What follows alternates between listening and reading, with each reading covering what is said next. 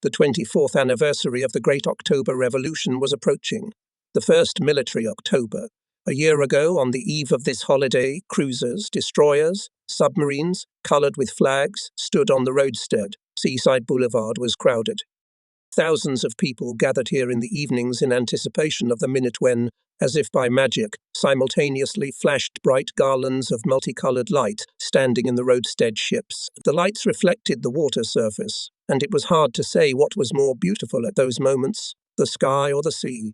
People stood as mesmerized, unable to take their eyes off this truly magical beauty. Now it all seemed far, far away. The city was darkened. Everything was plunged into total darkness. The raid was deserted. The Black Sea stronghold was quiet, alert, preparing for a decisive battle. The crew of the armoured train was impatiently waiting for the order. They wanted to go into battle sooner, to mark the holiday with military deeds. On the eve we had another memorable event. Gun Commander Zakhar Lutchenko met his older brother Stepan in the training unit. Joyfully shone on their faces, and together with them rejoiced and other fighters. Someone jerk. Well, we have meetings, one after another, as in a novel, then friends find each other, then brothers. And indeed, the meetings were more unexpected than the other. However, there was nothing surprising about it. In the days before the beginning of Sevastopol defense, sailors, who left from Odessa and other parts of the front, flocked to the Black Sea crew. Here their paths crossed. Here they found friends, acquaintances, relatives, who were already considered hopelessly lost in the whirlwind of war. Ivan Myachin was lucky to meet his cousin, who served on the destroyer Dzerzhinsky. Lutchenko brothers asked to assign them to one artillery calculation, and the commander willingly went to meet them. On November 5, the Chief of Intelligence Lieutenant Zorin, Petty Officer Nefedov, Assistant Driver Galkin, Midshipman Zaranatsky, Machine Gunner Sikorsky, Chauffeur Goncharov with a semi-truck, Assistant Chief Engineer Petty Officer First Article Dmitrienko, Messenger Uncle Misha Selin arrived on the armoured train. Among those who arrived there were also nurses. I immediately recognized two inseparable friends, Ksenia Karenina and Olga Nekhlibova. For a few days of being in the convalescent team, I remembered them well. They went to the sanitary unit, where the military field officer Sasha Nekayev was already tidying up the simple housekeeping. In the evening of November 6, the commander of the coastal defense of the Sevastopol defensive area, Major General P.A. Morganov, ordered the armoured train at dawn to go to the area of the Kamishlovsky Bridge and strike at the enemy. Captain Sahakian announced the order at a meeting of the command staff. Party and Komsomol activists were invited to the meeting. The commander gave everyone a specific task in the upcoming battle. An hour later, there was an extraordinary Komsomol meeting. The news of the combat order excited and inspired the guys. I felt among them such enthusiasm, such impatience and readiness to immediately go into battle that I thought, with such guys you can fight, you can go to any difficult task. The purpose of our first outing was to test the material part, but in order not to waste shells, the command of the coastal defense gave the task to shell the accumulation of the enemy near the village of Duvankoy. Seemed the first to go on the road on a motorized train scouts. Together with the commander, young, energetic Lieutenant Zorin go fearless scouts from Ordzhonikidze, Mikhail Kozakov, and his three, Verichenko, Strishanovsky and Rudoy, as well as radio operators Spinge and Solopov. The engine snorted, and the train, smoothly gaining momentum, disappeared around the corner. It is led by Petty Officer Dimikhailu and motorists Motsky, Roskin and Kovalev. All members of the crew were in some excitement, in anticipation of a soon baptism of fire. The commissar was with us all the time. It is difficult to even imagine him in a different environment. That evening somehow it happened by itself that he told us his biography. Chiragafanovich was born into a poor man's family. From the age of 12 he had to work at a tannery, and in the 18th year he became one of the organizers of the partisan movement in the Pskov region. Then he volunteered for the Red Army. As part of a cavalry squadron fought against Kolchak and Kulak gangs in the middle and southern Urals. A year later he joined the Komsomol. Then he was wounded, got typhoid fever. After recovery he worked as a secretary of the Komsomol committee at the gun factory, joined the Party de Mine, and in 23rd again on party call came to the army. For his participation in the battles against Kolchak, he was awarded the Order of the Red Banner. While telling about himself, Pyotr Agafonovich looked at his watch every now and then. and though he was outwardly calm, we felt that the commissar was worried. Half an hour passed, an hour passed, an hour. The armoured train stood under steam, ready to move at any. The crew took their places, waiting for the scouts to return, but the train is still missing. To somehow raise the mood of people, I took a guitar out of the teploshka. This simple instrument accompanied me everywhere. Back in Odessa, on the battery, the guitar brightened me and my friends' short hours of leisure. Once during shelling it was broken by a blast wave. But in a few days our guys who went to the city for ammunition brought me a new one. But it was lost somewhere in the last battle. In Sochi Hospital someone found out that I play, and the doctor brought me a guitar right in my room. And then all the time, while the wound was healing, I had to entertain the wounded, to support the morale of the soldiers with songs. On the armoured train I was given this instrument again. As soon as I had a free moment, the soldiers asked me to play. I don't have to beg. I myself like to sing to the guitar very much. Gather in a circle of Zelezniakovites, touch the strings with my fingers, and no matter how tired people are, it will cheer up, warm the soul, give strength and vigour. And so it was now. Seeing the guitar, the guys huddled around me.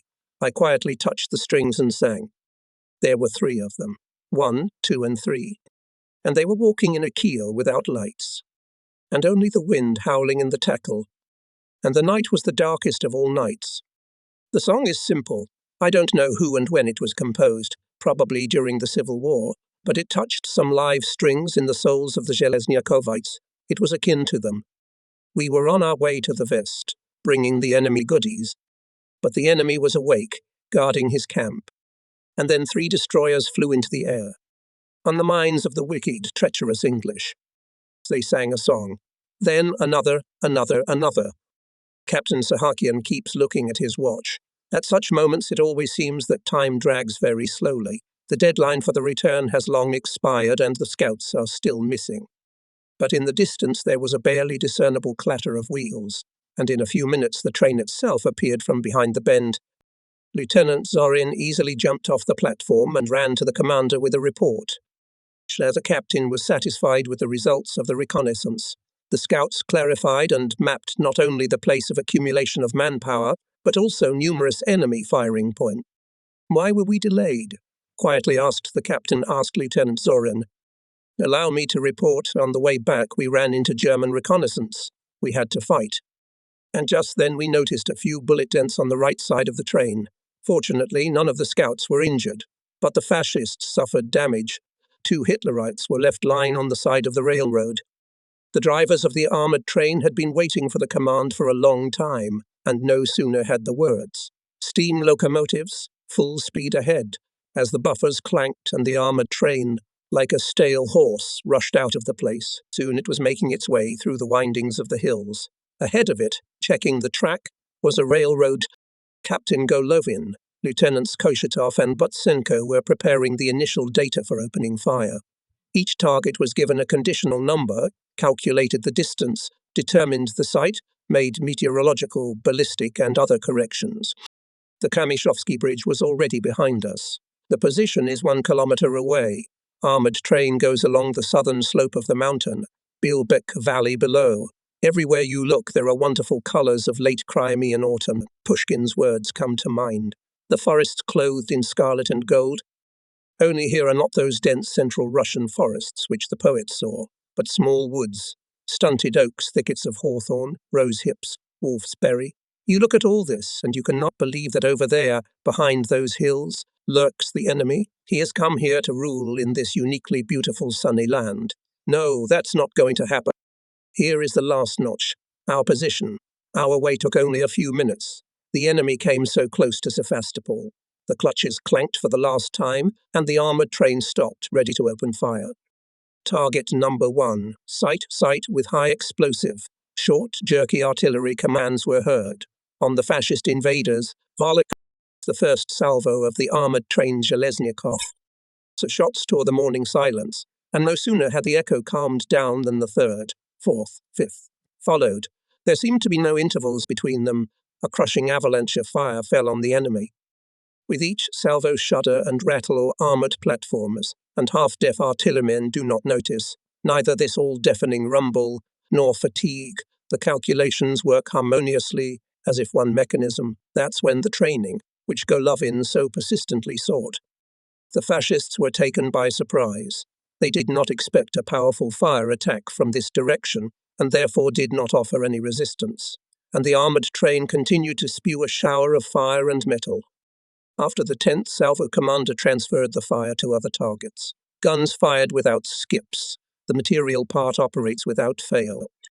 On the northeast slope of height 165.4, rising above the shore of Belbek, the commander detected several flashes. Germans are firing at our infantry, unmistakably determined Captain Sahakian. A good chance to test the artillerymen in direct fire. Again transfer of fire. The first to fire Zakhar Lutchenko. The shell bursts not far from the enemy firing point. The second shell covers the target. Well done, Lutchenko, praises the commander. Following the first one, the rest come into action. Fire. With six-fold binoculars, I can see how 4 explosions on the enemy's firing position. 2 more salvos, and the enemy battery was finished. To be sure, our artillerymen fired a few more shots and then fired again at the previously intended targets. The first test was passed. Lutchenko brothers' calculation showed itself best of all in this battle. Other artillerymen did not shame the honour of the Black Sea commanders. Sachlinders of Drozdov, Danilich and Boyko felt themselves as birthday boys. Only the day before they had been admitted to the party, and this battle showed that they were worthy to carry the high title of Communists' frontline soldiers. Lieutenant Koshitov approached the commander of the armoured train. Comrade Captain, allow me to shoot off the mortars. Do you see the ravine? There are shelters for infantry. The commander once again looked through binoculars, estimated the distance. Good, he agreed. Only mortars can reach this gully. Lieutenants Koshitov and Butsenko instantly calculate the initial data, businesslike and calmly, as if on exercises they command each on their armoured platform. My machine gunners with undisguised envy watching how to prepare to fire mortars, watching the bursting of a short firing, and now both sides are firing to kill. There was no retaliatory strike from the enemy. Maybe that's why our first battle was not much different from the training. For a while even a feeling of disappointment flashed. But as soon as I thought about it, 2 explosions rumbled behind the armoured train one after the other. Columns of rubble and dust rose over the crest of the excavation. I shuddered with surprise, and I realized enemy artillerymen had found us and started shooting. Our mortars, not paying attention to the bursting of enemy shells, fired a dozen more mines, after which the armoured train backed up. We had not yet had time to go into the saving hollow, and shells began to burst at the place where the locomotive had just stood. A minute's delay, and a series of direct hits would inevitably fall on the armoured train. This time Zheleznyakov managed to get out of the fire unharmed. How will it be in the future? Overwhelmed by luck, proud of the consciousness of the first victory over the enemy, the Zhelezniakovs returned from their combat mission. They quickly passed the Kamishlovsky Bridge. Here we have the second excavation to spare. We stop. The commander calls the personnel to the second armoured platform. When everyone gathered, his armoured train went into service, joined the active parts of the defence of Sevastopol, and began to smash the enemy. The crew of the armoured train successfully passed the exams. The material part works perfectly. All of us have worked well today in a combat way, and for this I thank you. But there are still many big and difficult battles ahead. Let this first battle will be the beginning of great victories over the enemy. The commissar also spoke. A mighty sailor's hurrah answered the Zhelezniakovites when he congratulated us on the baptism of fire. This holiday is doubly dear to us, he said, because our first battle took place on the day of the 24th anniversary of the Great October Revolution.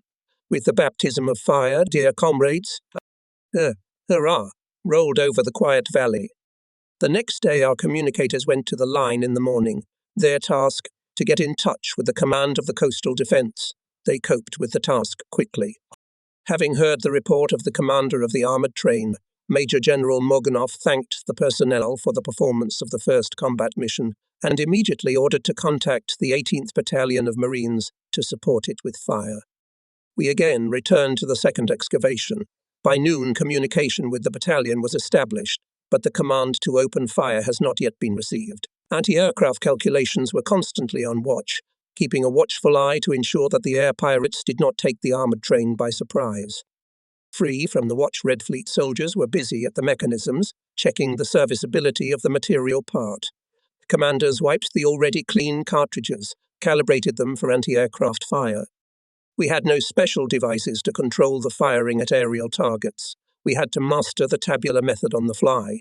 Koshitov gave the gun commanders initial inputs, and then they commanded independently using the tables. At the same time, the coherence in the work of the crews was practiced. Gunners, loaders, shell carriers acted like in battle. Horizontal and vertical guidance wheels were rapidly turning. One after another, training shells were sent into the breach. Shots were fired. In the future, oh, how useful these trainings were for us. I went to the loaders and gave Red Fleet Myashin a piece of chalk. He didn't even ask why. He bent down to the shell and diligently wrote on it, "Death to Fascists." On another he wrote, "For Sevastopol." Someone suggested to write something stronger to the Hitlerites, and everyone laughed with approval, encouraging Myashin. But Commissar Porozov came up, and in his presence the sailor did not dare to realize the tempting proposal of his comrades. "Are you agitating Hitler?" Noticing the confusion on the artillerymen's faces, the commissar asked cheerfully, come on, but stronger." Fyodor Agafonovich told us the latest news. The 7th Marine Brigade arrived in Sevastopol. The enemy is accumulating in the area of Cherkey-Kerman. The Maritime Army has concentrated in Sevastopol. The 7th Brigade and 3rd Independent Regiment on the move fighting for the village of Duvankoy. The enemy suffers heavy losses. And why are we standing in the roadstead? With resentment in his voice asked one of the sailors. All in due time, replied the commissar. Marines have already reported the coordinates of the targets. Commanders calculate the initial data to open fire on enemy fire points at the first signal of the infantry. I think that we will not have long left to stand in this dugout. Behind the armoured train appeared a railroad car. They brought lunch, real Navy borscht, macaroni, compote. For the first time we have lunch on a combat position, and we thank our cooks, Spyatokov and Velichko. Everything is very tasty. The Red Fleet men are joking merrily. The mood is cheerful, appetite is excellent. We just had time to have dinner. The battle alarm. The signal tore everyone from their seats, and in a minute everyone stood at his post. Clearly, without fuss, command after command is executed. And here is the long-awaited Ninchuza Sire. The salvo of guns, like a giant scourge, cuts the air, the shells with a roar carried away to the front of the enemy. Ivan Danilish's calculation works well. Danilish himself is a lively, energetic, brave artilleryman. He is unattractive at first sight, skinny with balding head, low height, but the commanders love their commander. This is the second battle I see him, and I am surprised by the coolness of this man. Shrapnel is whistling all around, but he does not even duck. He works cheerfully, with excitement, looking at him, and subordinates try hard. I see how the gunner Yakov Baklin is watching the panorama, calmly, businesslike performs, pointing, ensuring the accuracy of firing. Loader Myashin is also doing a great job. Heavy shells quickly flicker in his heavy hands. Naval officer Belostotsky is gloomy, taciturn, all the time thinking his own thoughts. He is not old. He served in the 30th year, on the coastal battery in Sevastopol, and when the war began was called up from the reserve on the armoured train from the first days, participated in its construction, and showed himself an excellent milling machine and fitter. We all knew what troubled his heart. He had a wife, 2 children, he loved his family very much, and now they all found themselves in the occupied territory in Zolotonosha district in Poltava region. We understand our comrade well. When the letter carrier brings letters, he steps aside. He knows that it is useless to wait. His head turned grey before our eyes. And yet in battle Belostotsky is irreplaceable. Outwardly he remains as calm, concentrated, but we know how much anger and hatred he puts into each shot. And on the 10th volley, the command shot. It got quiet, even boring. I wanted to keep firing volleys so that the fascist scum would not know a minute of rest. A short respite. Change of position.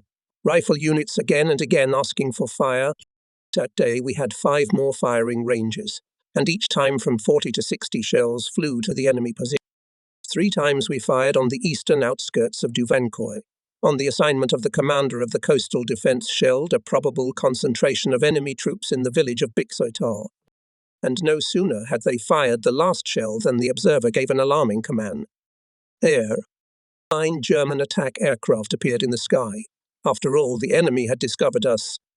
At the signal of the assistant commander of the armoured train, the artillerymen stopped firing at ground targets. The barrels of the guns soared upwards. Captain Golovin gives commands, calls the numbers of the curtains of barrage fire. Everyone already knows what to do in such cases.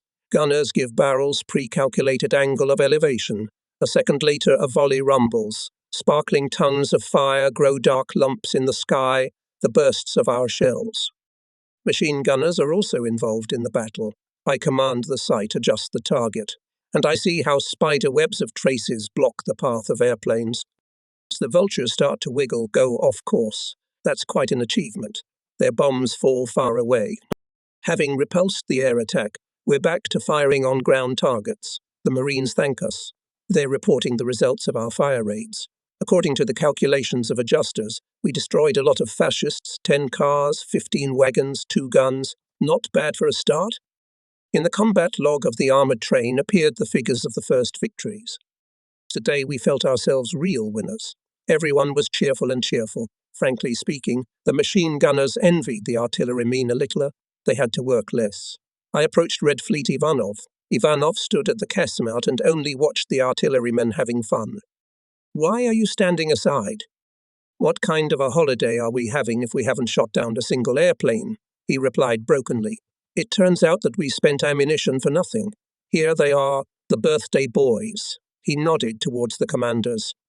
And the fact that the planes turned back, isn't that a victory? They were afraid of you, they ran away. And you say it's not a holiday. Come on, give us a song, our Zheleznyakov song. Ivanov cheered up, fixed his cap, and the wind song about the legendary sailor who laid down his head for the revolution floated over the valley.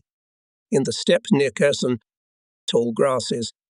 In the steppe near Kherson, a mound. All those who were on the platform fell silent. Their faces became serious, stern, and lying under the mound, overgrown with weed. Sailor Zhelezniak, a partisan. Song, what can you do to a man? I look at the guys. No fatigue, no sadness, and on their faces such determination to fight that it seems command now to attack, and they will go without thinking, without fear, without hesitation, and will crush all those who came to our land and trample it with their forged boots. The wheels are clattering, and in their clatter I hear the tinkling of machine guns, the whistle of bullets, and the dashing clatter of cavalry wheelbarrows, and it is as if I am already among those wonderful guys who in the steppe near Kherson fought for the Soviet power and died for the right cause. And I wanted to avenge the death of the brave sailors of the revolution, and such a great feeling of love for my native land was rising in my soul, and such a burning hatred for the invaders was growing. And the song carried on and on over the hushed bay, over the small houses of the shipside, as if proclaiming to all who heard it at that pre-dawn hour that Zheleznyakov was alive, that he was among us, that together with us he was fighting against the fascist bastard, together with us continuing to defend our native Soviet power. And so it was. Each of us felt like a Zhelezniakovit, an heir of those who handed us the baton of the struggle for freedom and happiness of the motherland. The commissar approached imperceptibly. With a short gesture he showed us to continue the song, and he himself joined the general chorus. Said the guys and statisticians, we'll fight with bayonets. And 10 grenades are not nothing. With bayonets and grenades, the boys fought their way through. Zhelezniak was left in the steppe. The song ended, but its sounds lived in us, in our hearts, for a long time. The commissar was the first to speak. Here we have opened our account to the enemy. We begin to justify the proud name of Zheleznyakov. I'm sure we'll justify it to the full. We will, comrade commissar. Voices boomed. Hitlerites will still recognize the power of the Zhelezniakov's blows. The commissar took out some cigarettes and handed the pack to the sailors. All did not have enough, but one was left for the master. Pyotr Agafonovich lit a cigarette, took a drag, then said smiling, "What an evening we have ahead of us. At the station, the attendants are preparing a festive dinner. The girls are waiting, probably. Here comes Sevastopol. Stop, locomotives." The train stopped. Everyone jumped out on the platform. Weathered, blackened from soot, from gunpowder smoke, only their eyes and teeth sparkle. And at the station, noise, joyful excitement. They hug us, congratulate us. here and representatives of the command and workers of the plant and girls, guests. We went to the cars. It is necessary to put ourselves in order. In the meantime, the last preparations for the festive dinner were going on in the railroad restaurant. When we entered, the attendants and the girls who helped them, factory workers, were bustling about arranging plates, glasses, knives and forks on the tables. Lavrenti Fishium was playing bravura melodies on his accordion on the bandstand. When everyone was seated, the commissar nodded to the accordionist and he fell silent. The intendant poured everyone 100 grams of vodka. Comrades, Pyotr Agafonovich began, and his voice trembled unnaturally. Today we are celebrating the anniversary of the October Revolution in unusual conditions, in very difficult conditions. The enemy has reached Sevastopol. He wanted to take it from the march, but he failed. Iron steadfastness of Sevastopol residents broke Hitler's plans. Here, near Sevastopol, the fascists suffered huge losses. Here the enemy, who encroached on the freedom and independence of our homeland, will break his neck. The thunder of applause interrupted the commissar's speech. When the applause died down, he continued. Today took the baptism of fire and our armoured train. Sailors prove that they are worthy to be called Sevastopol Zhelezniakovsy. Ahead are still many difficult battles, but the victory will still be ours. To victory, comrades. After a hearty naval dinner, the festivities continued. Lavrenti Fisson again took an accordion and played a waltz. Having spread the tables, the sailors began to invite the girls to dance, and the couples swirled under the vaults of the station, and forgot for a while that there was a war, that tomorrow we would go into battle again. I invited Olya Neklebova. She trustingly put her hand on my shoulder and, smiling with only her eyes, thought about something. Maybe she remembered a distant Ural village, where her mother lived, maybe the first dance in the working club remembered, or maybe she dreamed of a future meeting with her beloved, with whom she parted on the first day of the war. They danced that night for a long time. Polka, Krakowiak Navy Apple, and even the Ukrainian Gopak. It was dashingly danced by brothers Lutchenko and Lieutenant Butsenko. At the end, the commander, Captain Sahakian, couldn't stand it. "Come on, Fisyun, Lezginka," he shouted. We left the carriages tired, but it was easy and joyful. I believed, with such guys, no enemy is not afraid. Under no circumstances they will not chicken out, will not betray their duty, will not fail. That evening we did not know that in the camp of the fascists already spread panic rumours about the elusive Sevastopol armoured train. At first Hitlerites thought that some new Russian batteries were hitting them, and when they found out that it was an armoured train, they dubbed it Green Ghost. Well, the name is apt. Our Zhelezniakov appears suddenly, strikes a crushing blow and disappears just as suddenly. For the enemy, it's a real ghost, the ghost of the coming defeat of the Nazis. The situation on the outskirts of Sevastopol somewhat improved. The enemy is stopped, and yet the fascists continue to storm our positions. There are protracted heavy fighting. The commander of the coastal defence ordered us to support by fire parts of the 8th Marine Brigade. To organise interaction, commander of the armoured train sent to the brigade of our representatives, Golovin, Zorin, and, even after dark, the commander of the railroad platoon, Junior Lieutenant Andreev, made a reconnaissance of the track. On the line everything is in. Captain Golovin returned. All issues of interaction agreed. Zorin and Mayarov remained in the brigade. They will correct the fire of the armoured train. Calculated the initial data. In their preparation is involved in their preparation, and the commander himself. Artillerymen provided for firing from 3 different positions. Also taken into account maneuvers in case of repulsion of enemy aircraft attacks and the fire of his artillery. Everything is ready for the campaign. And again everyone is covered by the exciting feeling of the upcoming battle. Stand on the platforms in combat readiness, commandos and machine gunners. Goodbye, dear ship side. Wait for us with victory. We passed all the tunnels, past Mackenzie v. Gorey semi-station. Rumbling at the joints of rails, armoured train rushing along the Belbek Valley. In front, at the distance of visibility, rolls a train with scouts, checking the way. In front of the armoured platforms are 2 control platforms loaded with ballast. In case of track failure or mine explosion, they will be the first to take the blow. Meanwhile, the steam locomotives will have time to slow down, and the disaster will be averted. Today, the commander decided to fire from position number 3, the closest to the enemy. Here we can effectively use mortars. Their caliber is larger than our guns, and they cause more destruction. but mortars are inferior to guns in range, so we can use them only from this position. It is very favorable for firing, but at the same time the most vulnerable, open from all sides. Here's the position. We camouflage the armoured train to the surrounding terrain. We hang camouflage nets on poles along the entire length of the train. The excavation is not deep enough to hide the armoured train, so we have to build this huge screen. While we are waiting for the signal Marines, Captain Golovin tells us about the commander of the 8th Brigade, Vilshansky. About 10 years ago, Leonid Pavlovich served on Vilshansky's battery. This is a charming man, a wonderful artilleryman, strong-willed and brave commander. Colonel Vilshansky's brigade arrived in Sevastopol recently, but has already managed to distinguish itself in battles. It stopped the enemy in the area from Duvankoy to Arancha. Its right flank brigade blocked the highway Simferopol, Sevastopol, passing through the Belbek Valley. At about 9 o'clock, we received a request from the Marines. Lieutenant Zorin passed it on. Mortars open fire. The first armoured platoon is shooting, then all mortars move to defeat. After a short firing raid, the rate of fire is noticeably reduced. The adjuster every now and then changes the setting of the sight. Let's chase the fugitives away, Leonid Drozdov comments cheerfully. His gun crew is still inactive, and the commander frankly envies the mortars. Stand down, and reports the results of the fire raid. Excellent results. The case was as follows. 2 enemy companies attacked the right flank of the 2nd Battalion of the brigade.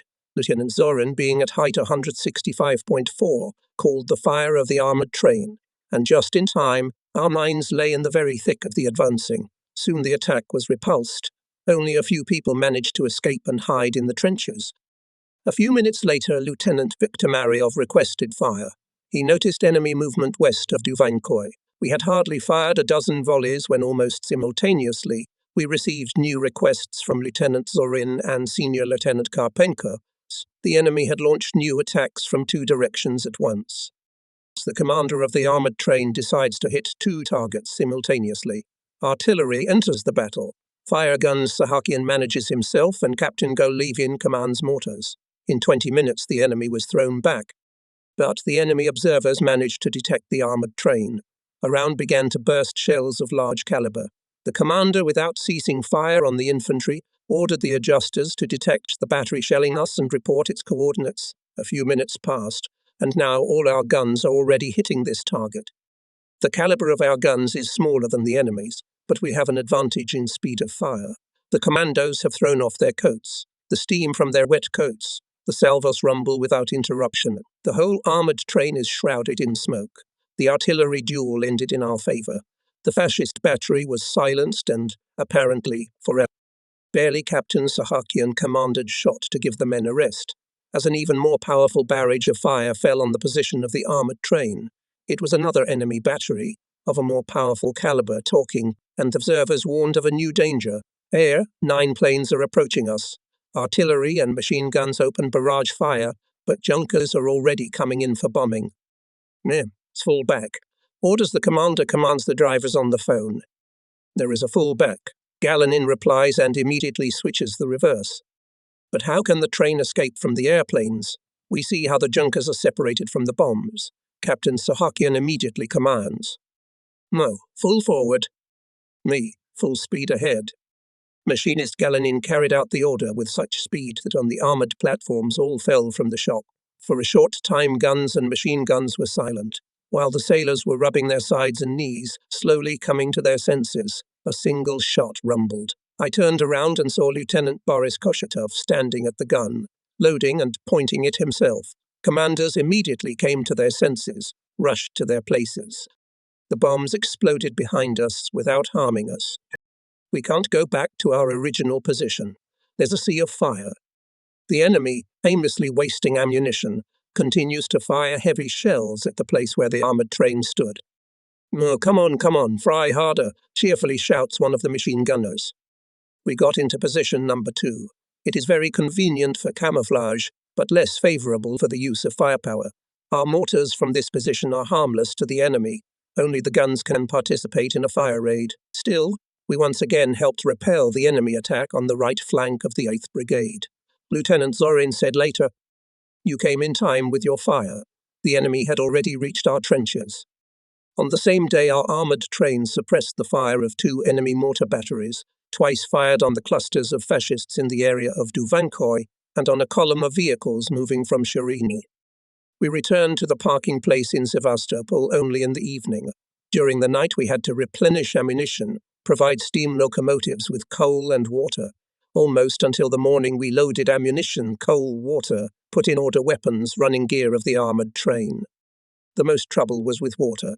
Columns at the station were destroyed, and the tender had to be filled manually.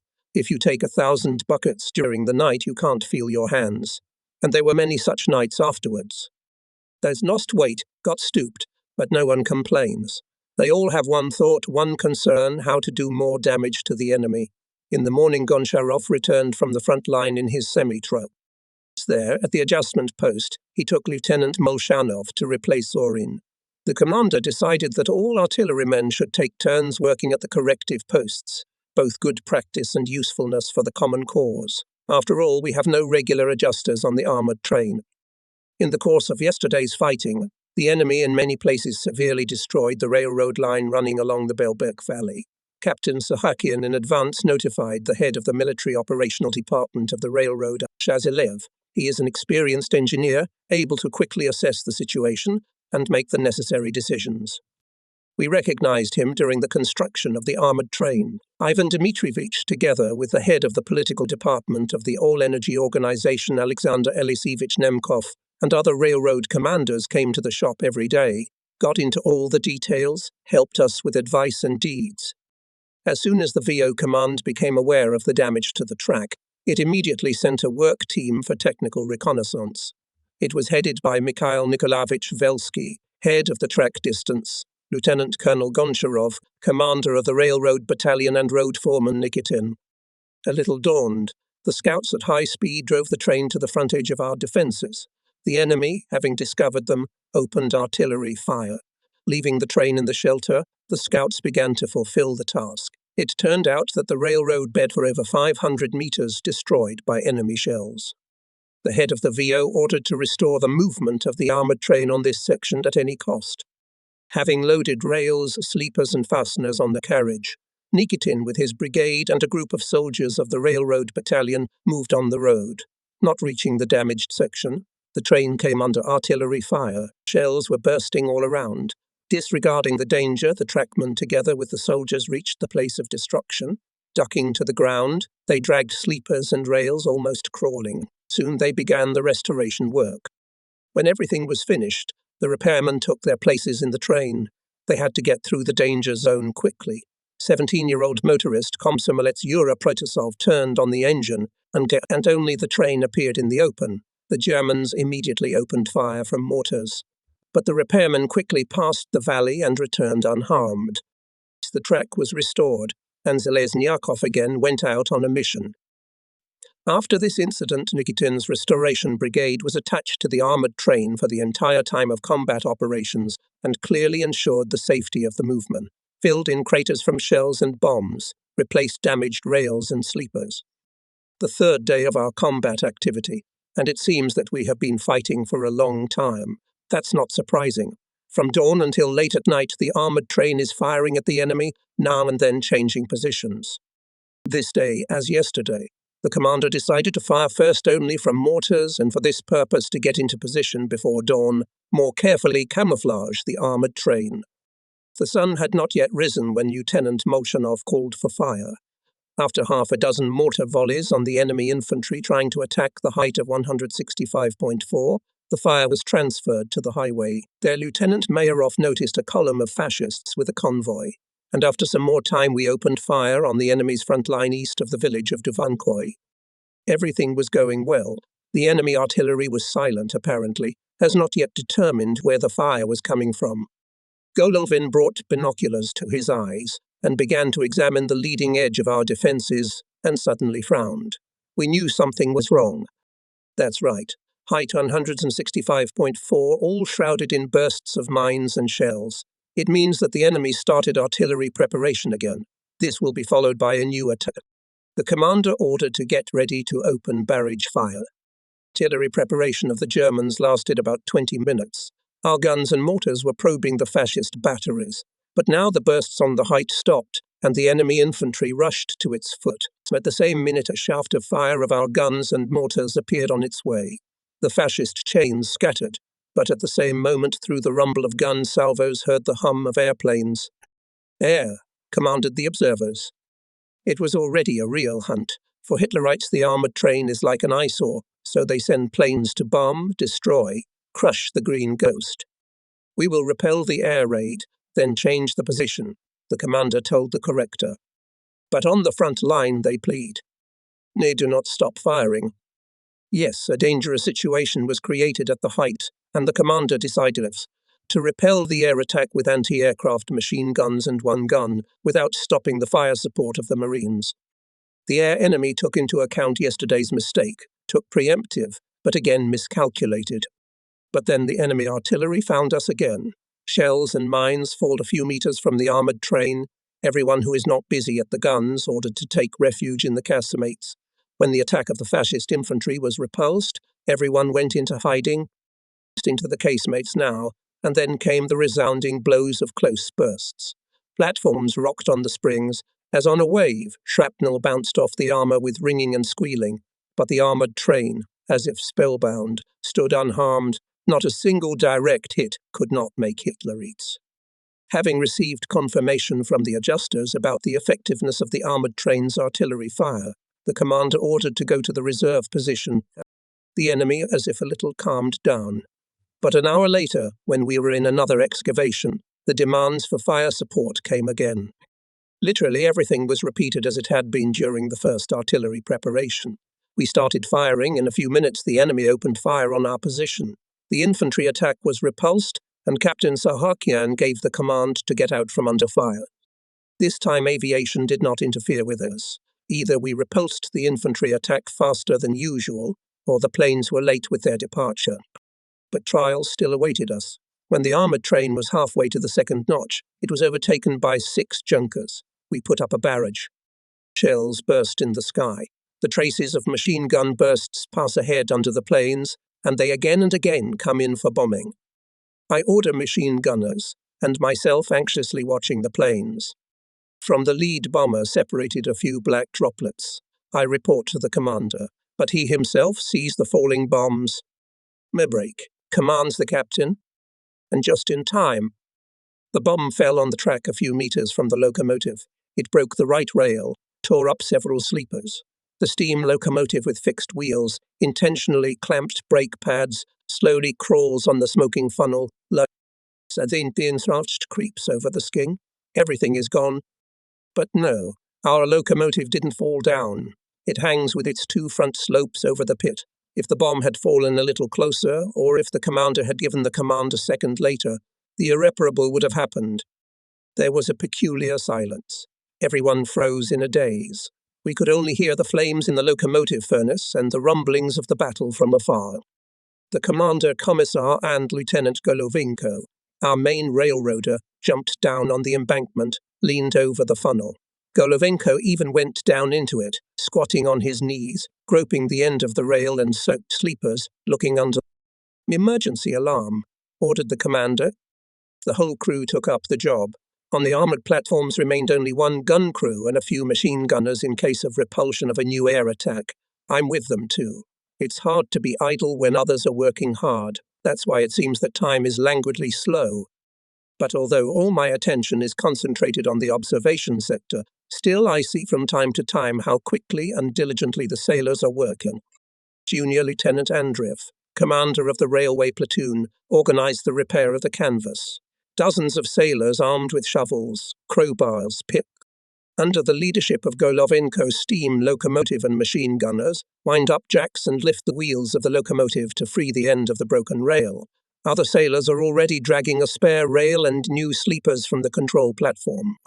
Not even half of the work was done yet, as an airplane appeared at a high altitude. "There's a scout in the air," I reported to Golovin.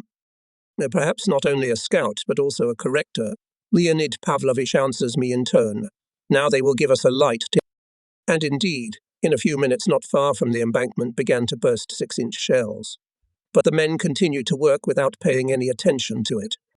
When 2 shells fell very close, The commander ordered to open fire on the adjuster.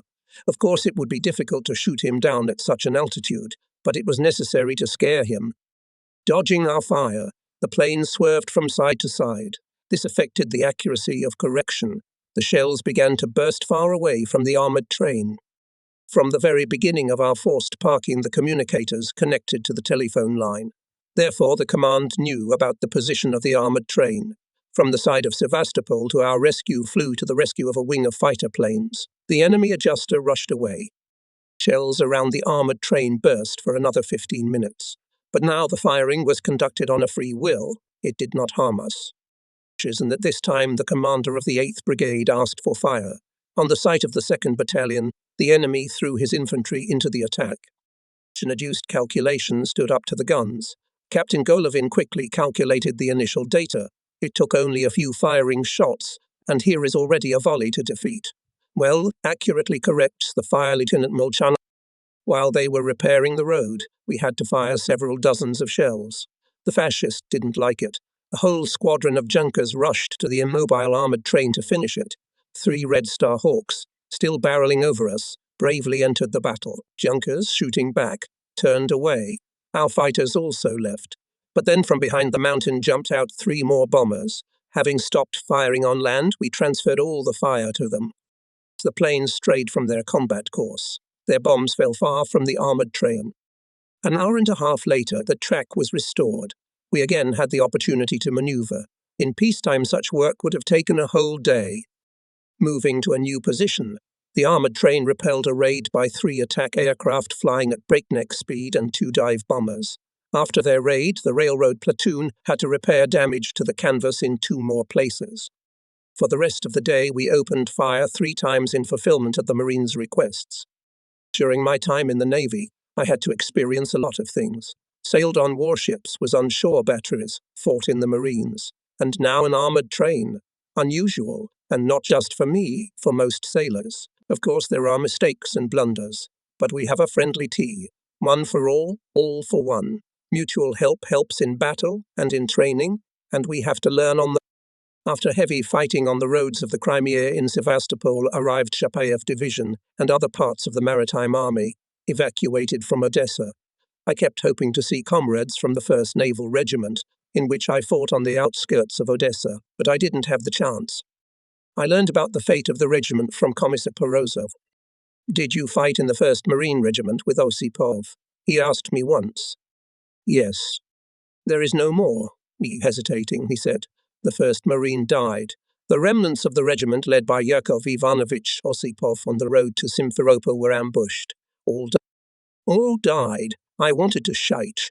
It's not true. It's a mistake. They could not die. Our father could not die. My fists clenched involuntarily. And Yakov Ivanovich Osipov. How the sailors loved him. How he loved every fighter. A long way of life was behind his shoulders. He went through a difficult service as a sailor in the Tsarist fleet, participated in the October Revolution, fought in the Civil War. Before the Patriotic War, he was commandant of the Odessa military port. As soon as he learned about the Nazi attack, he immediately asked to go to the front. The fame of him, fearless commander of the 1st Naval Regiment, travelled not only to Odessa, the whole front knew about him. And now he is gone. There are many others. It's hard to accept it. The alarm brought me out of my stupor. I take my place, give the necessary orders, but the heavy news doesn't leave my head. We are coming to the aid of Colonel Zhidilov's 7th Brigade. She also only recently arrived in Sevastopol, having made a difficult transition through the mountain roads. Marines had to lift on their hands on the mountain steeps of combat equipment and bring it down from the cliffs to break through the villages occupied by the enemy. Neither the lack of interaction with other units nor the bitterness of retreat did not break the fighting spirit of soldiers and commanders. Marines did not receive hot food for several days, and at the end of the journey, and bread, but no one complained, no one showed cowardice. Brotherly shared every single dry breadcrumbs, and continued to march forward with persistence. Having not recovered from the exhausting battles on the Crimean roads, the soldiers of the brigade immediately went to the front line and are now engaged in heavy fighting with the advancing enemy. At the request of the Marines, armoured train made 4 raids on the Nazis advancing near the village of Cherkezkerman. The fire was corrected by the battalion commander, Captain Gigenides. 2 enemy companies were destroyed in this area. Gigenides himself reported the results and asked to thank the personnel. In the afternoon, Colonel Zidilov called and also thanked the Zelezniakovцы for a good fire. In the afternoon, I knew all, so go to the old position in the area of the Kamishlovsky Bridge. A motorized train is being equipped. Mikhail Kozakov, the commander of the scout squad, Kostya Megera, a petty officer of the 2nd Article, Dmitry Motsny, Vladimir Novikov and Vladimir Solopin. Armoured train, as always in such cases, under payers. We are waiting for scouts. We had to wait not long. A few minutes later, from behind the turn showed the train and stopped near the head locomotive. All who were on the armoured train rushed to her and immediately saw that her cabin is riddled with holes. Motorist Motsny, unable to rise from his seat, pointed to the platform. There lay Volodya Novikov. A thin trickle of blood oozed from his left temple. A visor was placed under his head. Kostya Megera was pale and silent, gritting his teeth. He carefully held his left arm, pierced by an enemy bullet just above the elbow. The Zelezniakov silently helped Kostya to stand up, took down Novikov's body. Many turned away, unable to hold back tears. The first victim on the armoured train, Vasily Tereshchenko, Boris Malakov, their fellow countrymen, Novikov's friends, bent over Volodya's body. They were conscripted together, started their service together, and now their comrade was killed. There is no greater grief in war than the loss of a friend. After coming to his senses, Dmitry Motsky told how it was. As soon as they drove up to the old position, machine gun bursts rang out from both sides. Dmitro backed up. Bullets whistled nearby, hitting the sides of the train, raising columns of dust along the road. Kostya and Volodya were shooting back. Suddenly the rifle fell out of Kostya's hands. The bullet hit him in the left forearm. At the same moment, Volodya Novikov fell down. Kostya rushed to him. Forgetting about his wound, he tried to help his comrade, but he was already dead. The bullet struck our battle friend dead. Kostya lost a lot of blood. He was immediately sent to the hospital. The battle alarm sounded. Everyone rushed to their posts. The armoured train is ready for battle. Steam locomotives started to breathe. Polyakov, Kovalinsky, and Galanin stood at the reversers and waited for the signal. The commander gave the order, and everything went into motion. The armoured train is moving at full speed to the position. There is an ominous silence around. Somewhere lurks the enemy. Ahead is a railroad train checking the track. Lieutenant Golovenko and Junior Lieutenant Rayev are peering from the ballast platform. At the planned point, armoured train stopped. Representatives of the 1st Sector of Defence came up, indicated the targets. We were to disperse the enemy troop concentrations.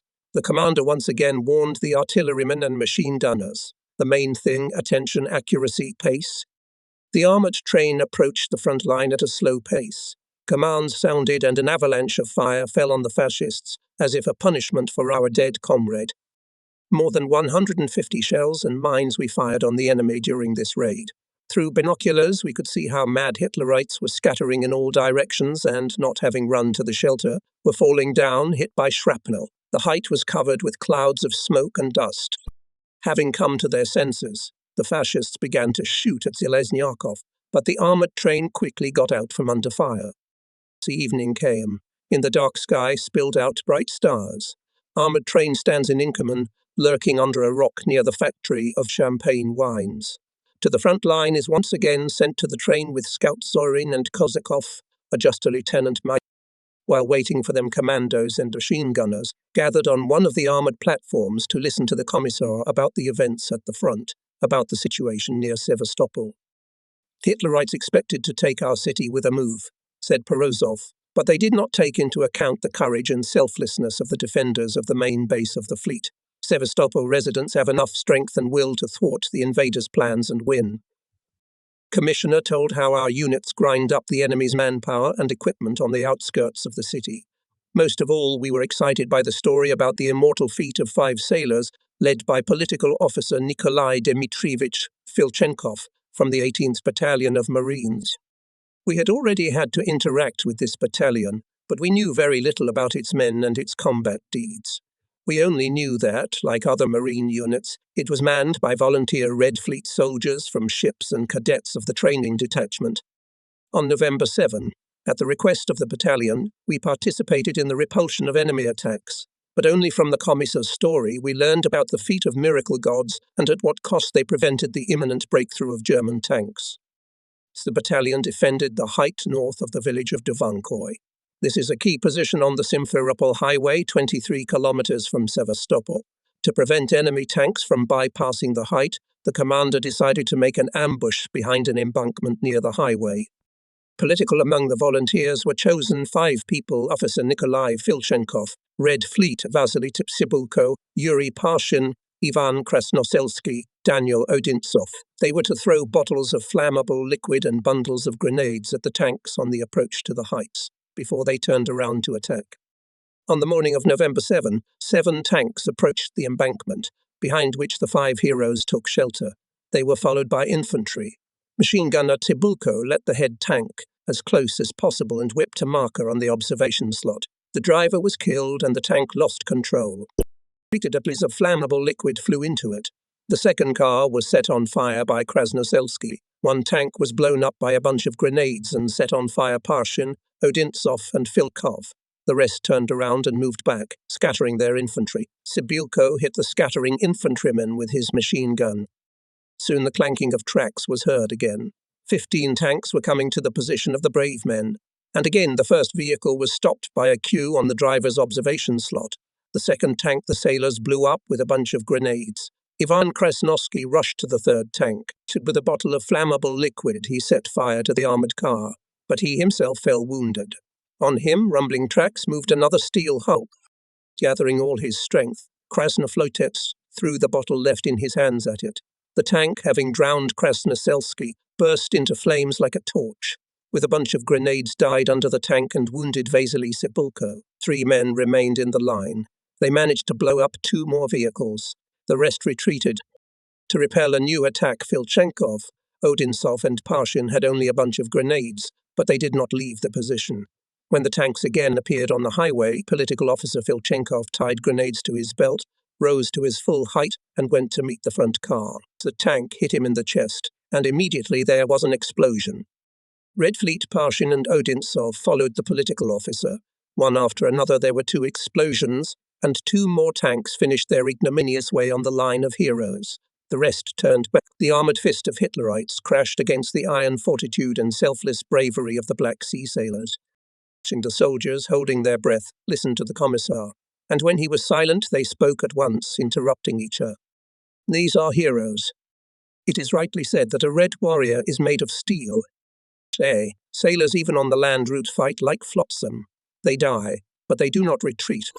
And the commissar was thinking about something of his own. Maybe he remembered the Civil War and his fighting youth, or maybe he just did not want to disturb the conversation. Only from time to time he looked at the speaker and his eyes radiated warmth. He trusted us as himself, and we knew it and valued his trust. One of the sailors inappropriately brought up the Allies, but he was shush.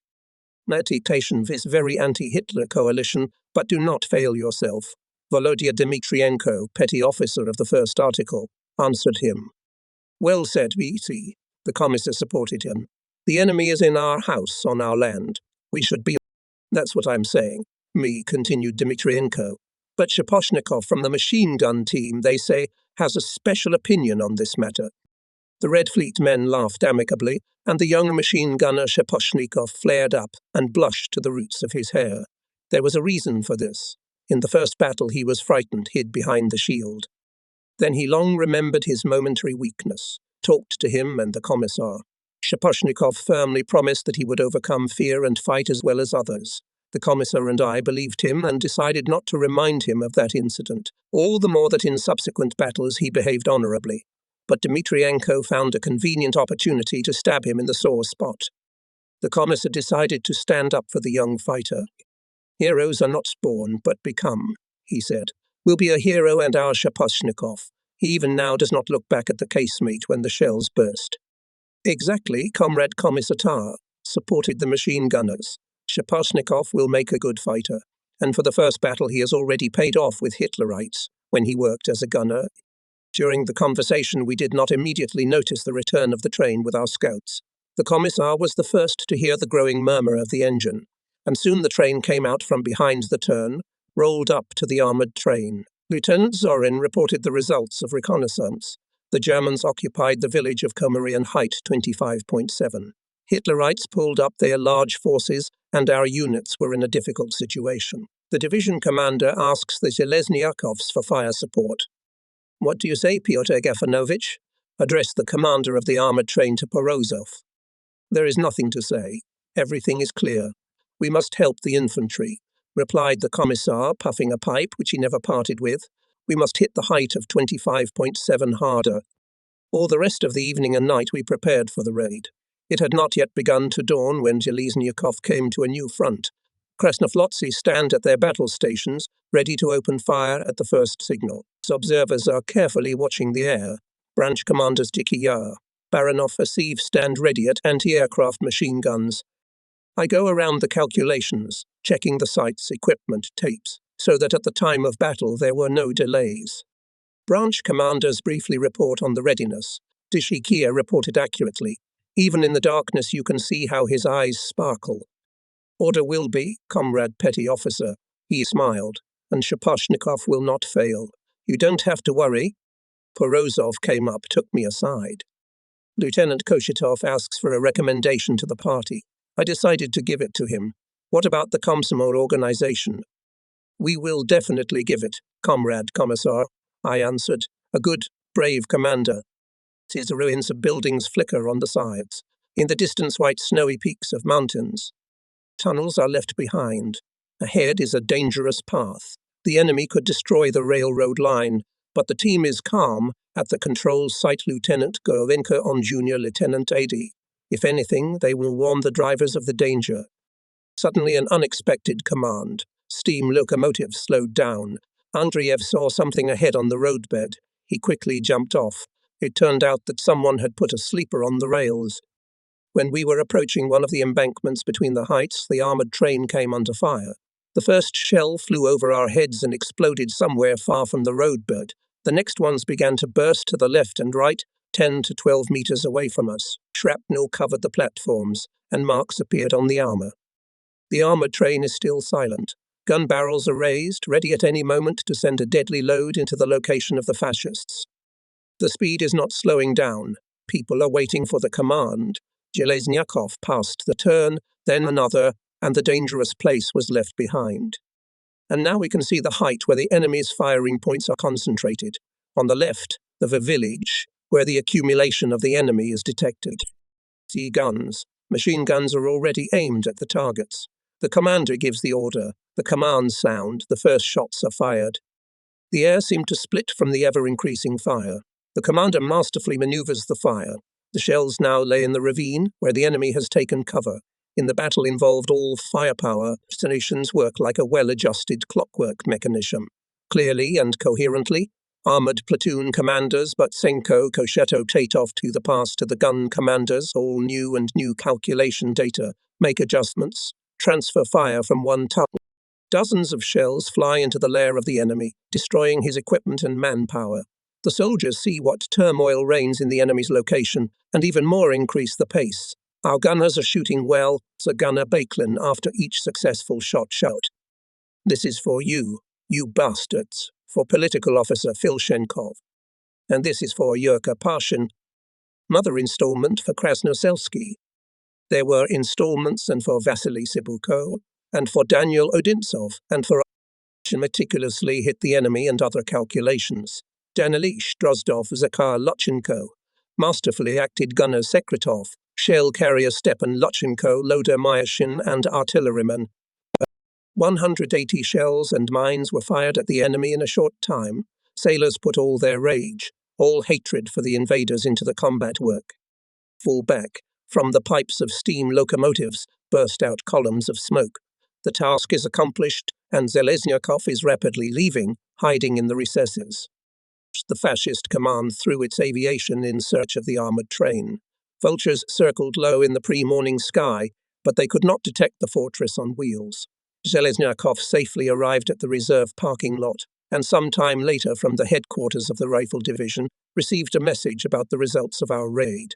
Under the cover of the fire of the armoured train, our rifle units counterattacked Hitlerites and knocked them out of their captured positions. The crew was preparing for the next flight when a dusty MK rolled up to the armoured train. On it came two commanders from the fleet headquarters.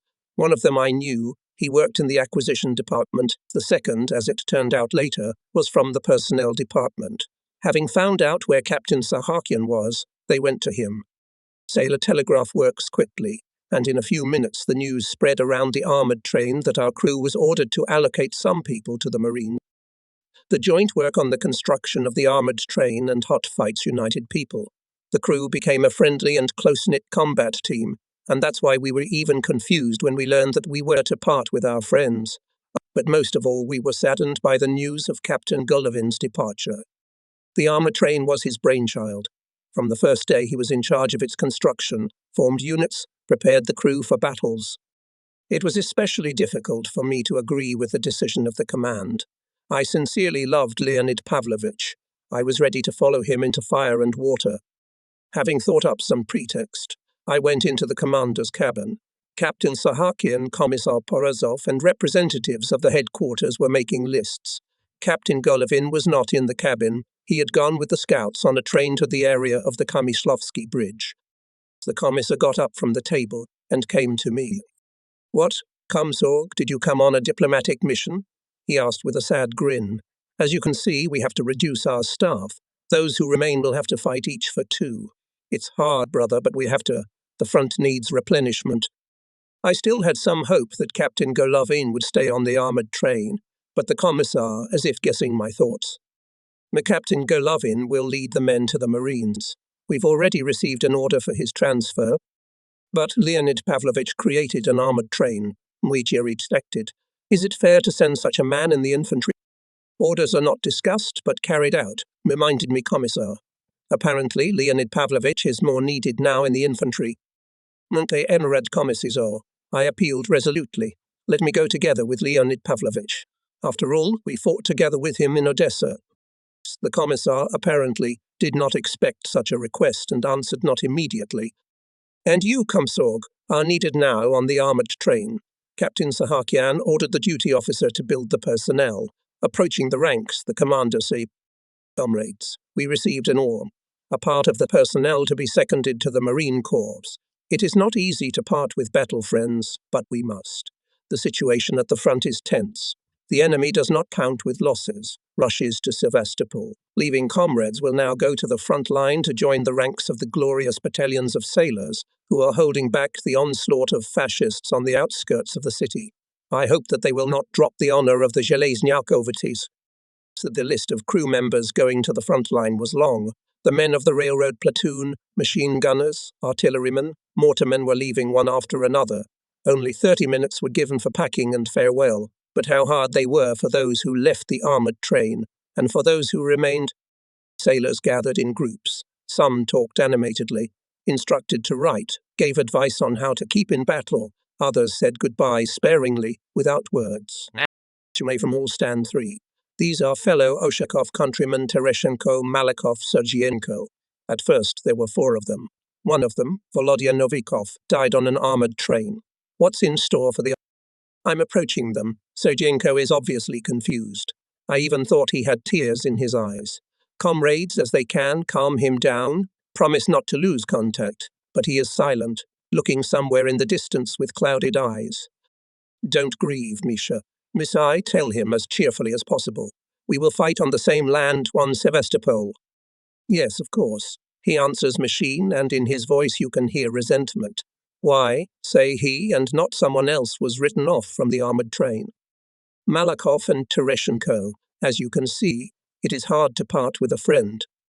In order not to embarrass them, I step aside. Captain Golovin comes up to me. "Well, friend, goodbye," he said, and immediately corrected himself. "No, goodbye. I think we'll meet again. Always be the same leader as you are now. Take care of our guys. We have good boys, real sailors." We hugged and kissed. The farewell was not long. Petty Goncharov drove up in his semi-truck. The departing men were quickly placed in the back, and the car started. The sailors waved to each other for a long time, until the truck disappeared around the corner. Just now we were together, laughing, joking, going into battle, and now many of our comrades are not with us. Will we ever see each other again? The sky cleared as the crew finished their preparations to leave. By this time, our semi-truck had returned. An unfamiliar commander came out of its cabin. He introduced Senior Lieutenant Tchaikovsky. I was assigned to you as your aide. Sahakian shook his hand with joy. It's good that you caught us. I'm glad to have such an assistant. I've heard about your fighting on Ordzhonikidze. The captain glanced at the chauffeur. He stood there, dejected. What do you have, Goncharov? Tchaikovsky answered for the chauffeur. It turns out that the car on the way back came under artillery fire. A shrapnel pierced the radiator. Pavlovich Goncharov was respected on our armoured train, and with good reason. When it was necessary, he could work day and night without sleep and rest. His old half-truck with sides riddled with shrapnel kept up everywhere. If necessary, he brought ammunition directly to the position. Together with the chief of ammunition, Arkady Kamornik, Goncharov loaded and unloaded shells, boxes of ammunition and mines. Wherever there was an armoured train, Goncharov managed to find it and deliver hot food to the sailors in time. How many times our truck with a full body of shells dived over potholes among the columns of earth, blown up by explosions. Under any fire it rushed without slowing down, and we couldn't find a place even watching him from afar. It was enough for one splinter to blow up his cargo, and Piotr calmly rode up to the train and shouted, "Brothers, take some presents." And it always happened at such moments when we were in dire need of ammunition. He was the first to start carrying heavy green boxes to the armoured platform. So certain the truck was hit hard by shelling. Peter did not get out from under the car for hours until he put it back on its feet, and now, he was said, he couldn't fix the broken radiator. The chief of ammunition came to the upset chauffeur. "Don't grieve, Piotr. I noticed a new radiator in one place. Come on, I'll show you." Goncharov cheered up. "You're a rare man, Comrade Junior Lieutenant. Just a golden man?" At the signal of the battle alarm, the armoured train smoothly moved away from the platform and, gaining speed, rushed towards the dangers, to the place where the Marines were already waiting for it. The popularity of the armoured train is growing every day. We are literally flooded with requests from the front. Zelezniakovsky, we ask for a light, and the fascists are hunting for us more and more persistently. Over the tunnels through which the armoured train runs, enemy planes are prowling, bombing the exits, the railroad bed. Daytime raids have become dangerous. Almost continuously we fight off attacks from the air, and yet Hitlerites never once managed to prevent Zelezniakovsky to fulfill the combat task. Green Ghost attacks the enemy here and there. Airplanes cannot always detect it. The armoured train changes its appearance all the time. Under the leadership of Junior Lieutenant Kamornik, sailors tirelessly paint armoured platforms and locomotives with stripes and streaks of camouflage so that the train is indistinguishable from the terrain. The inexhaustible Junior Lieutenant turned out to be an artist. We had a lot of trouble with several hollows and Belbek Valley. From afar, from the heights occupied by the enemy, they were shot at from direct fire guns. But the armoured train skillfully manoeuvred between the hollows and tunnels. To confuse the enemy, we are always changing parking places. Our mobile rear is also in a continuous travelling. Finally, we got tired of driving it back and forth, and we put it in the Gypsy Tunnel. It is more secure and closer to the fighting positions. Every man was a fighter. After several days of continuous fighting, the armoured train was going to the station for preventive repairs. We are approaching Inkerman's Hollow, and as if for the first time we see these places. Not so long ago there were buildings here. People could be seen everywhere. They were waving their hands at us when we were going to the front edge. Now it's deserted. Ruins everywhere and not a living soul anywhere. The inhabitants have gone underground. They've taken refuge in caves and tunnels. It's hard to see all this. The weather had mercy on us that day. The northern wind stopped blowing. It became warmer. Only a small rain drizzles drearily. After the second turn, we hear the command, "Everyone to the casemates." We are approaching a valley that is shot through. This time we passed it unnoticed, and again everyone went to the platforms. There was no danger from the air either. Either was not flying. Here is Sevastopol. On the platform of the station, traces of war. Shell craters everywhere. The walls of the building are riddled with shrapnel. Only 3 tall, slender poplars are towering over the platform, proudly stretching to the sky. The armoured train stopped on the first track under a canopy. The commander allowed the crew to get off. Golovenko and his assistants went to the Deeperton workshops. I'm with them. I want to see my acquaintances to talk. In the workshops there was a lot of hard work. Together with the workers worked sailors, artillerymen, mortarmen. Some were wielding hammers and chisels. Others were blowing horns. Others were walking around with rags, wiping parts. A sailor of short stature, all dusty and smoky with gunpowder, asked loudly, addressing a group of workers, "Brothers, the German is backing up. The weapon is as it should be. We ask you to urgently repair the machine guns." And from the other side, an artilleryman with a clipboard and binoculars is already running up, it seems, straight from the front line. "No, comrades, it's just a matter of taking a shell out of the barrel. Help me." Seeing us, Master A.B. Pekalis separated from the group of workers. "The Zelezniakovites have arrived." He came up, shook hands with everyone. "That's how it is all the time," Nakshi explained, nodding in the direction of the front-line soldiers. "And although our work is strictly planned, how can you deny the fighters? Everyone is in a hurry to the front line, so we do everything without fail. It's good that they themselves help. You see how hard they are working? And it all started with mortars. In a few days after their production was established, the leaders of the railway junction appealed to the chairman of the City Defence Committee, B.E.B. Borisov, with a proposal to create at the junction workshop for repair of weapons. The City Defence Committee supported this initiative. Tools and materials were delivered from some city enterprises. Soon the first customers appeared in the workshops. At railroad workers again began a hot season. Sevastopol defenders delivered to the workshop damaged guns, mortars, cars, field kitchen, and all this had to be repaired urgently, without delay. "We have wonderful people," continued Pekalis. "They work as long as necessary. They do not count for anything. Each worker has become a universal gunsmith." The old master kept silent only about himself. But this wonderful man himself gave all his strength to the front. His rationalization and inventive thought worked tirelessly. Once Colonel Saravenko came to him. "The production of mortars has been established. Now it is necessary to master the manufacture of fuses for mines." "Well," replied Abba Veniaminovich, "if necessary, we will do it. It will not be up to us." And they did. Pekalis, together with the colonel, made a sketch, then made calculations. A few days passed, and the first batch of fuses was ready. They passed the tests well, and a week later their production was organized on a massive scale. The remarkable deeds of the railroaders were known in many parts. They came to them with a variety of requests. Once they were asked to adapt 5 motorcycles for scouts in a day's time, workers immediately got down to business. On the sidecars arranged turrets and installed machine guns. To the handlebars attached forks for automatic rifles so that motorcyclists could on the move to fire. Tests showed that the motorcycles could be successfully used in combat. Dozens of motorcycles for scouts were later re-equipped according to this model. Once a representative of a tank unit arrived at the depot with a request to restore the T-34 tank, which was damaged tracks and other parts. "Help, comrades," begged the tanker. "Such a machine is out of order." The semi-artisanal workshop, of course, was not adapted for tank repair, but the representative of the unit was persistent. Several hours passed, and the tractor delivered the tank to the forge shop. Pikelis and mechanic Boschko, together with the tankers, surrounded the vehicle and organized a kind of concilium. A difficult task fell to the blacksmith.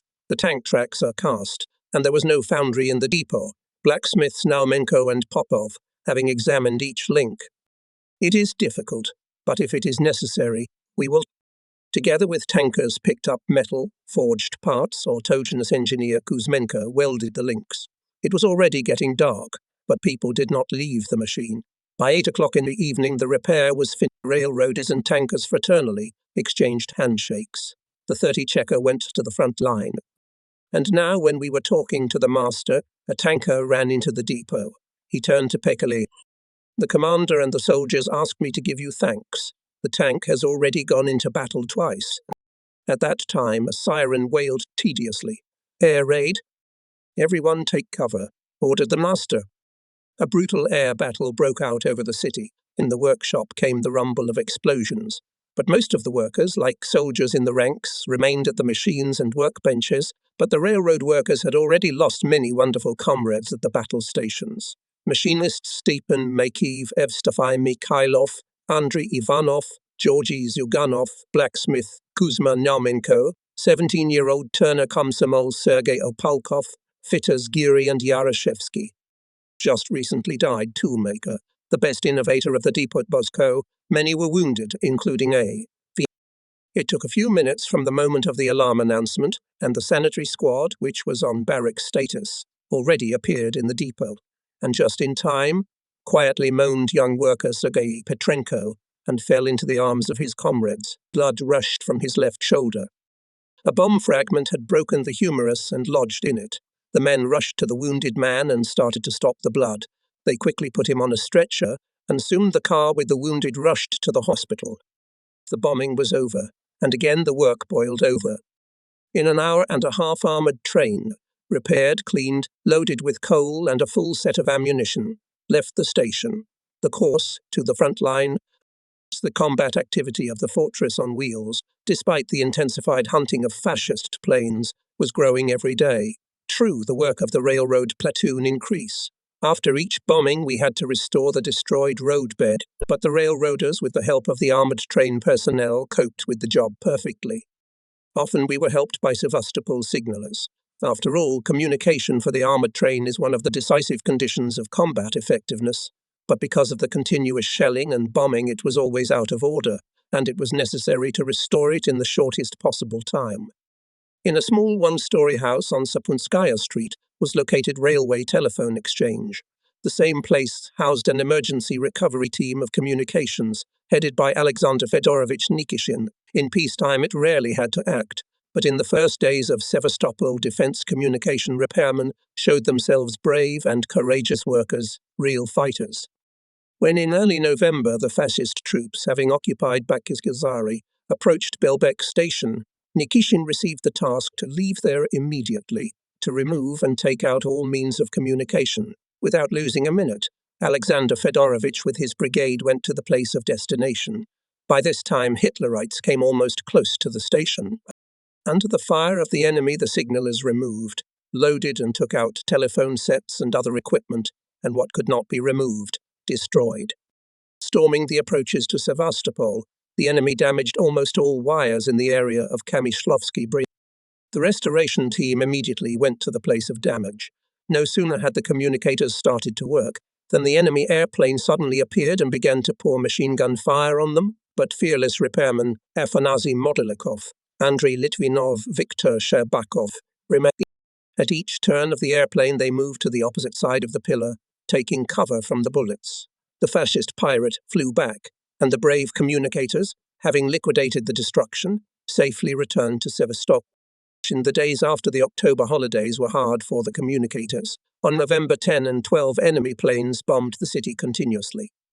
In the area of the Trinity Tunnel, they almost completely destroyed telephone communication. Nikishin, Modikov, Luparev, Litvinov went to eliminate the destruction. During 2.5 days, they worked and completely restored the line. On November 13, the fascists dropped a lot of bombs on the railway junction. At that time, the telephonist Serafim Agonshar was on duty at the switchboard.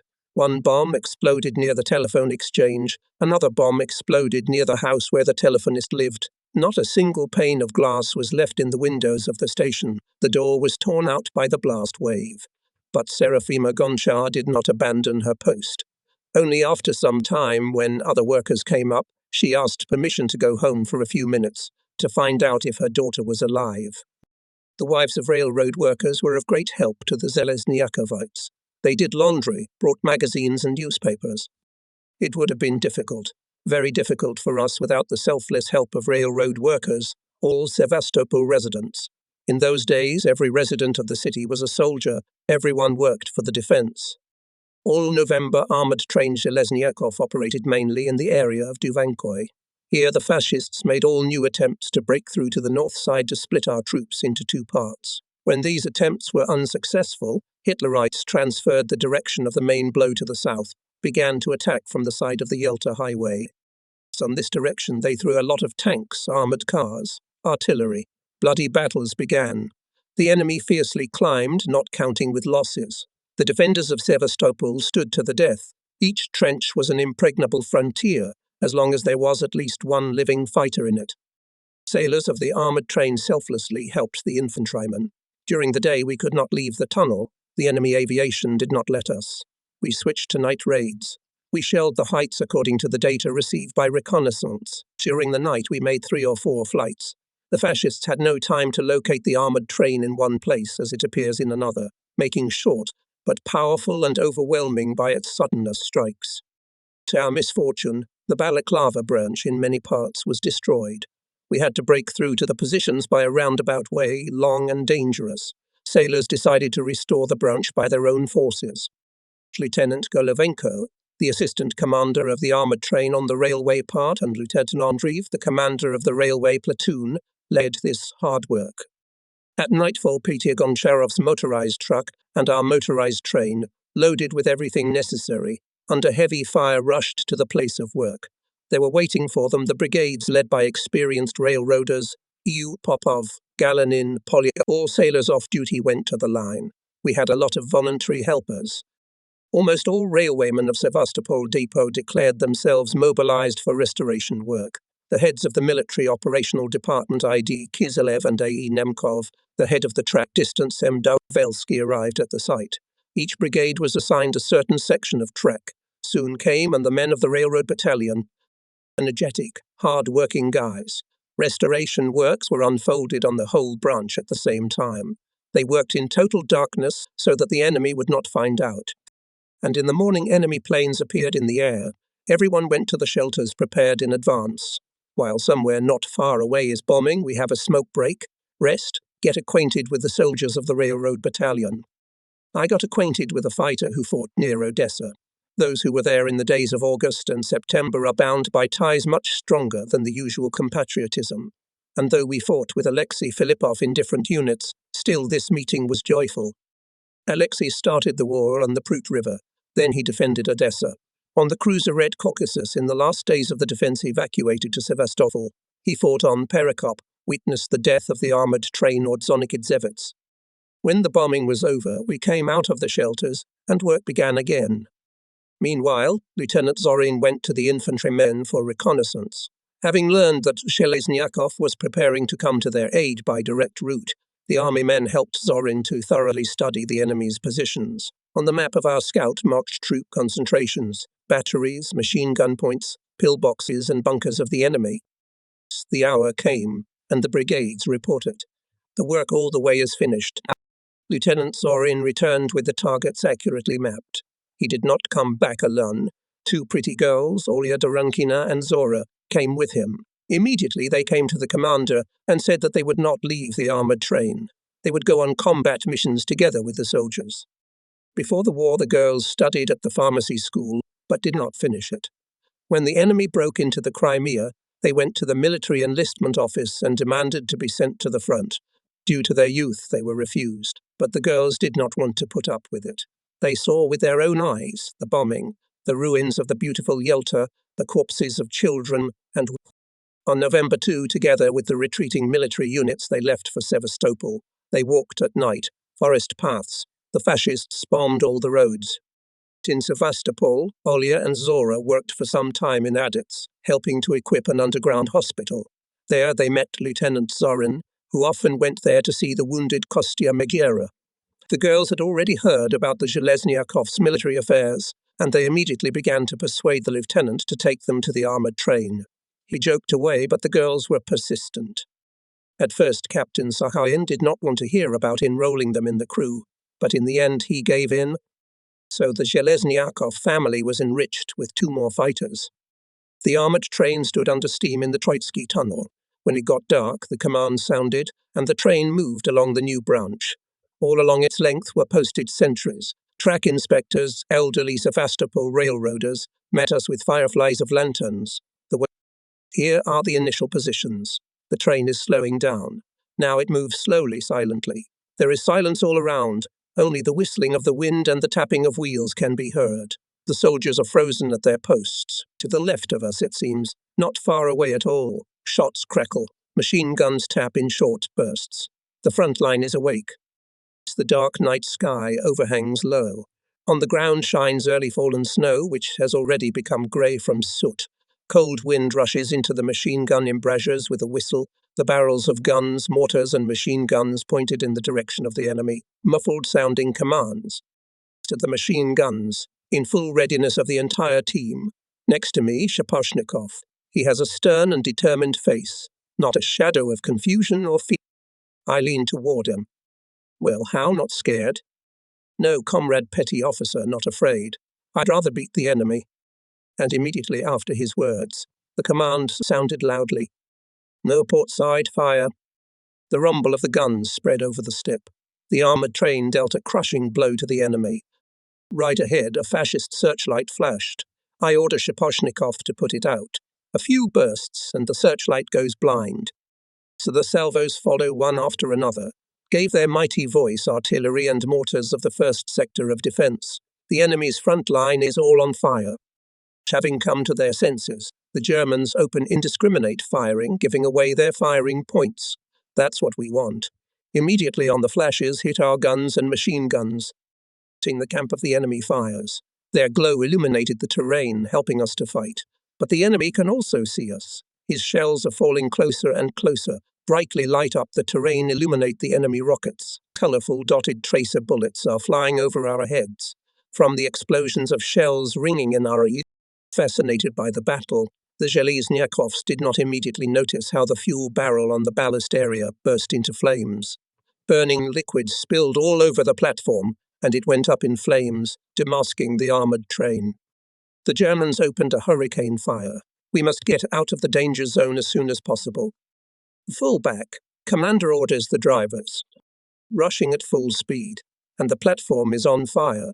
No one realized to unhook it in time, and now, at full speed, it is impossible. And the explosions are rumbling to the right and left. Match you take cover. Commander orders. Everyone hid in the casemates. But no, not everyone. No one saw how Junior Lieutenant Andreev jumped onto the burning platform. He couldn't drop the barrel, and there was no point. Hanging down from the platform, he made an attempt to open the coupling device. At the cost of inhuman efforts, he achieved it. But the road led down the slope, and the detached platform continued to roll behind the armoured train. Cells were falling more and more heavily. One of them hit the corner of the turret of the first armoured platform. We were shaken so much that everybody thought that we were going under the slope. Everyone's nerves were strained to the limit. But there was no catastrophe. A few more kilometers, and the train will go to a safe place. And now we cannot stop. In the stereo tube for the actions of Andreev carefully watching the commander. Yes, and so well seen as he rushes across the platform, fighting off the fire. His clothes are smoking. Here he picks up something and immediately throws it on the platform. Red-hot metal burns his hands. He picks it up again. We guess. It's a brake shoe. The junior lieutenant hangs over the platform. He can't reach it. Then he puts aside the shoe and grabs everything that comes to hand. Crowbars, picks, shovels, throws them under the wheels. The platform can't be stopped, of course, but it slows down. Grabbing the brake shoe, Andreev jumps onto the embankment and shoves it under the wheel. The platform hits the obstacle with a rumble, stands up and falls sideways. The spare rails and sleepers roll down from it, and all this, hot, smoking, collapses on the junior lieutenant. We stand shocked. Our brave friend died, but he didn't die. Falling, Andreev fell into a ditch. It saved him. Our scouts who were nearby pulled Andreev out from under a pile of rails and sleepers, tore off his smouldering clothes. The junior lieutenant was unconscious, all in burns. After about a kilometre, the armoured train stopped. Golvenko, paramedic Nishayev, and several other soldiers ran to the place of the fall of the platform. They met the scouts, who carefully carried Andreev. All of us were deeply moved by the deed of Komsomol member Pavel Andreev. The man did not think about his life, saving the armoured train, his comrades. When he came to his senses, the first thing he asked was how we got out of the shelling. The sailors warmly thanked him for his selfless deed, but he did not even want to hear the words of gratitude. Oh, come on. Each of you would do the same if you were in my place. Andreev flatly refused to go to the hospital, stayed on the armoured train, and such a desperate life force was in this man that he began to rise to his feet in a week. The doctor, who regularly visited him, never ceased to be amazed. No, here it is, youth. 10 days later, the communists of the armoured train unanimously accepted Pavel Andreev into the party. He was presented with a government award.